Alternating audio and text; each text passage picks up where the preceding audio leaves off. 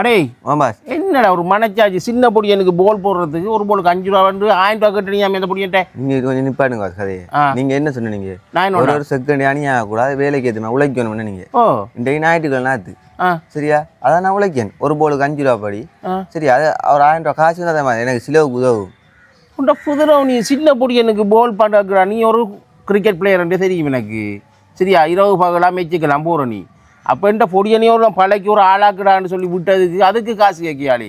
நான் உனக்கு எவ்வளோ சொல்லி தந்து உன்னை வச்சிருக்கேன், நீ இதுக்கு அது சின்ன பொடி என்ன விரட்டிருக்கியா பார்த்தியா 1000 ரூபா காசு கேட்டு. மேன் 1000 ரூபா காசெல்லாம் தேவையில்ல, அப்பா போல் போடுற மேன் சும்மா அநியாய காசு சரியா.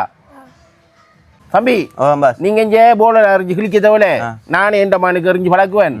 உன்னையோ ஒரு ஆளண்டு விடுத்தா நான் அறிகிறேன் பிரச்சனை. கொஞ்சம் பொறுங்க பாஸ், போல தாங்களேன் 10 எறிஞ்சிக்கேன் பாஸ். உங்களை மகனுக்கு இந்த போல் 300 காசு தான் எறிஞ்சது. 300 காசா?